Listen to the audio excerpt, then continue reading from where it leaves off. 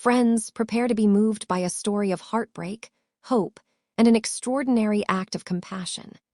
After a woman's husband passed away, leaving her to raise her children alone, you'll be astonished by what her young son did to turn their lives around. This tale of resilience, kindness, and unexpected turns will stay with you long after the final word. In a quiet, small town nestled among rolling hills, 12-year-old Sam lived with his mother, Eliza, and his older sister, Clara, in a modest 3-story home. The house, with its weathered brick walls and creaky wooden floors, was a testament to the hard work of Sam's father, Henry, who had built it with his own hands. Henry had been a dedicated employee at a local manufacturing company, pouring his heart into providing for his family. But 5 years ago, tragedy struck when Henry passed away suddenly at the age of 35, leaving a void that seemed impossible to fill. Henry had been the backbone of the family, his steady income ensuring they had food on the table, clothes on their backs, and a roof over their heads. His death, caused by a sudden heart attack, was a shock that reverberated through the family. Eliza, only 27 at the time, was thrust into a world of grief and uncertainty. She had married young, dedicating her life to her family, and now she faced the daunting task of raising 2 children alone. The pain of losing Henry was a heavy weight on Eliza's heart. She would often sit by the window at night, staring out at the stars, remembering the dreams they had built together. But grief was only part of her burden. The financial strain was relentless. The company Henry worked for provided a one-time payment of $2,000, a sum that, while generous in intent, was far from enough to sustain a family of 3. Eliza had hoped for support from relatives or friends, but to her dismay, no one stepped forward. It was as if the world had turned its back on them. As the old saying goes, in times of hardship, even those closest to you can become strangers. And so it was for Sam's family. Once surrounded by laughter and visits from aunts, uncles, and neighbors, their home now felt eerily quiet. Relatives who had once shared meals at their table drifted away, consumed by their own lives. Neighbors who had waved warmly now passed by without a glance. The isolation was suffocating, and Eliza felt the weight of it every day. Before Henry's death, Eliza had been a devoted homemaker, her days filled with cooking, cleaning, and nurturing her children. Now she was forced into a role she had never imagined, the sole provider. Her days were consumed by grief, and her nights by worry. How would she feed Sam and Clara? How would she keep the lights on? The small inheritance from Henry was a lifeline, but it was slipping through her fingers like sand. Eliza did everything she could to stretch the money. She mended old clothes instead of buying new ones, cooked simple meals with whatever was cheapest at the market, and turned off every light in the house to save on electricity. She sold trinkets and furniture that held sentimental value, a necklace Henry had given her on their wedding day, a chair he had carved with his own hands. Each sale felt like losing a piece of him all over again, but survival demanded sacrifice. Despite her efforts, the money ran out in 10 months. The bills piled up, and the pantry grew bare. Sam and Clara, once lively and full of energy, began to notice the strain in their mother's eyes. They tried to stay strong for her, but the reality of their situation was inescapable. Eliza knew she could no longer stay home, hoping for a miracle. She made the heart-wrenching decision to leave the house each day to find work, stepping into a world that felt foreign and unforgiving. Eliza's search for employment was grueling. As a woman with no formal work experience, she faced rejection after rejection. Finally, she landed a job as a housekeeper for a wealthy family across town. The pay was meager, $40 a month, but it was a start. Determined to provide for her children, she sought out more work, securing 2 additional cleaning jobs. Together, these jobs brought in $120 a month, barely enough to cover rent, utilities, and food. Yet Eliza persevered, her love for Sam and Clara driving her forward. Life remained a constant struggle. Half of Eliza's income went toward keeping Sam and Clara in school, buying notebooks, pencils, and second-hand uniforms. The rest was stretched thin to cover rent and the most basic groceries, rice, beans, and the occasional vegetable. There were days when Eliza skipped meals so her children could eat, her own hunger a silent sacrifice. She worked long hours, leaving before dawn and returning late at night, her body aching from scrubbing floors and washing dishes. Sam, meanwhile, did his best to focus on his studies. School was his escape, a place where he could dream of a better future. But the constant worry about money and food weighed heavily on him. He saw the exhaustion in his mother's face, the way her hands trembled as she prepared their sparse meals. Clara, now 16, tried to help by taking on small chores for neighbors, but her earnings were negligible. The family was barely holding on. One particularly difficult week, the pantry was nearly empty. For 2 days, Sam ate nothing, relying on water to dull the gnawing hunger in his stomach. His body grew weak and his mind foggy. In class, he struggled to stay awake, his vision blurring as he tried to focus on the chalkboard. His stomach ached, and a faint dizziness made it hard to sit upright. Sam's teacher, Mr. Bennett, a kind-hearted man in his early 40s, noticed the change. He had always admired Sam's determination, the way the boy worked diligently despite his circumstances. But now Sam looked pale and frail, his eyes heavy with exhaustion. Concerned, Mr. Bennett approached him after class, his voice gentle but firm. "Sam, are you okay? You don't look yourself." Sam, his head pounding, managed a weak, "Yes, sir, I'm fine." But Mr. Bennett wasn't convinced. He knelt beside Sam's desk, his eyes searching the boy's face. "Tell me what's really going on. You're not okay?" After a long pause, Sam's voice cracked as he admitted, "We don't have any food at home. I haven't eaten in 2 days. I feel so weak." The words spilled out, and Sam's eyes filled with tears, the weight of his family's struggles too heavy to carry alone. Mr. Bennett's heart sank. He couldn't imagine a child going hungry, especially one as bright and hardworking as Sam. Without hesitation, he guided Sam to the staff room and called for the school custodian. Handing him some money, he said, "Go to the market quickly and get something for Sam to eat." The custodian returned in minutes with a warm sandwich and a soda, the smell of fresh bread filling the room. Mr. Bennett handed the food to Sam. "Eat this. You need to get your strength back." Sam hesitated, embarrassed but too hungry to refuse. With the first bite, he felt a rush of relief.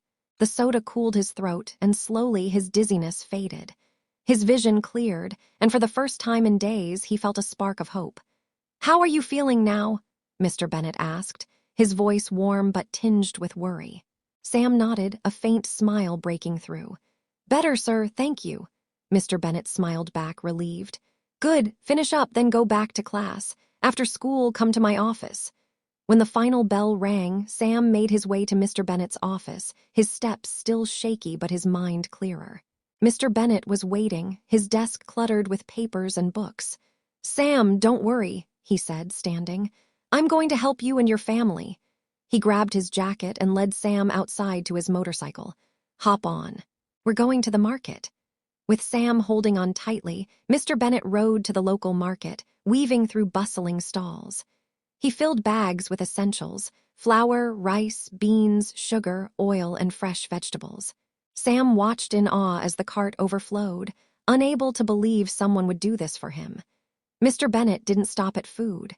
He bought soap, toothpaste, and other necessities, determined to ease the family's burden. When they arrived at Sam's house, Eliza was still at work, her long hours keeping her away until midnight. Mr. Bennett carried the groceries into the small kitchen, placing them carefully on the counter. Turning to Sam, he said, "You don't need to worry about food anymore. I'll make sure your family has what you need each month so you can focus on school." Sam's eyes widened, his heart swelling with gratitude. He had never imagined a teacher would care so deeply for his family. Mr. Bennett's kindness was like a beacon in their darkest hour. Before leaving, Mr. Bennett placed a hand on Sam's shoulder. "I know things are tough, Sam, but education is your way out. Focus on your studies and I'll handle the rest." Mr. Bennett's promise wasn't empty. Every month, without fail, he sent groceries to Sam's home. He coordinated with a local shop to deliver bags of rice, flour, lentils, and more, ensuring the family never went hungry. Eliza, returning home one evening to find the kitchen stocked, was stunned. "Sam, how did all this get here?" she asked, her voice trembling. Sam, sitting at the table with a textbook, smiled softly. "It's Mr. Bennett, Mom. He's been sending groceries every month. He even talked to the school and got my fees waived for 3 months." Eliza's eyes filled with tears. She sank into a chair, overwhelmed by the kindness of a man who owed them nothing. That night, she prayed for Mr. Bennett, her heart full of gratitude for the stranger who had become their lifeline. Mr. Bennett's support went beyond food. He visited the family regularly, checking in on Sam and Clara, offering encouragement and advice. He knew education was their path out of poverty, and he was determined to help Sam succeed. "You're bright, Sam," he said during one visit. "Don't let these hardships define you. Keep studying and you'll build a better future." Eliza, though deeply grateful, struggled with guilt. She wanted to repay Mr. Bennett but had nothing to offer. When she tried to thank him, he brushed it off with a warm smile. "You don't need to thank me, Eliza. Think of me as family. Helping you is what anyone would do." His humility only deepened her gratitude. With Mr. Bennett's support, the family's life began to stabilize. Eliza no longer had to worry about food, allowing her to focus on her children's needs. Sam, inspired by Mr. Bennett's kindness, threw himself into his studies with renewed vigor. He spent hours poring over books, determined to honor the faith his teacher had placed in him. Clara, too, found inspiration in Mr. Bennett's actions. She began tutoring younger children in the neighborhood, earning a small income to contribute to the household.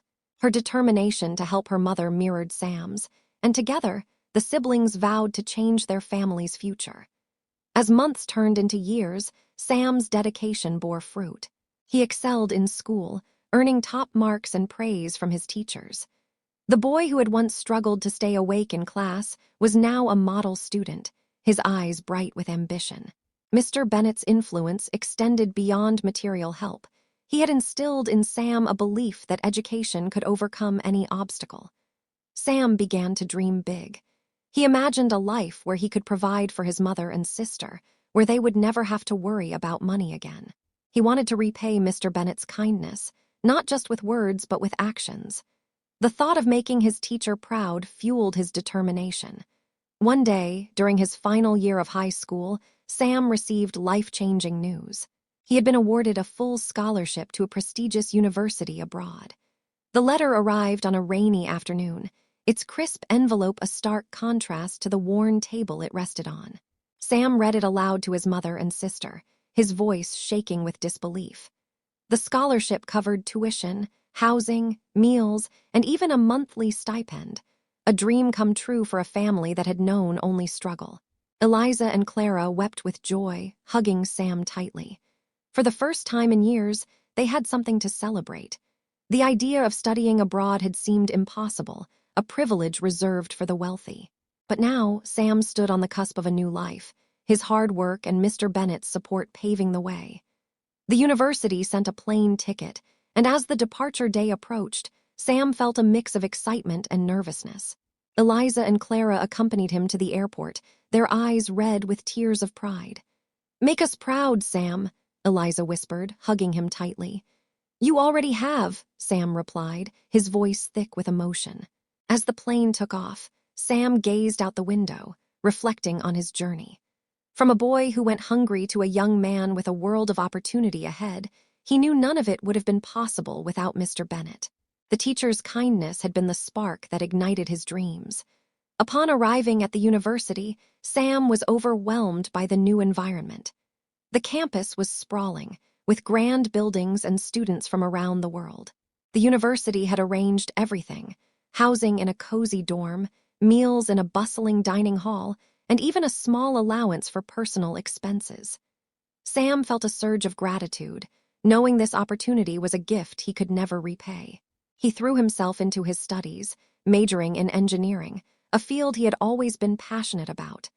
The scholarship stipend allowed him to send money home each month, easing his mother's burden. He called Eliza regularly, urging her to stop working as a housekeeper. "Mom, you've done enough," he said during one call. "Let me take care of you now." Eliza, reluctant at first, eventually agreed. With Sam's support, she reduced her hours, allowing herself to rest after years of grueling work. Clara, now in college herself, pursued a degree in education, inspired by Mr. Bennet's example. The family's home, once a place of worry, began to feel like a sanctuary again. Eliza used Sam's money to renovate, replacing the leaky roof and buying new furniture.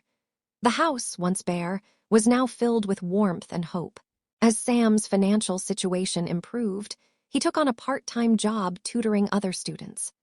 The extra income allowed him to send more money home, and Eliza used it to create a small garden in their backyard, a dream she had long abandoned.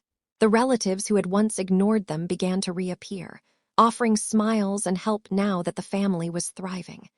Sam welcomed them warmly, but couldn't help noticing their change in attitude. Years passed, and Sam graduated with honors, his degree a testament to his hard work.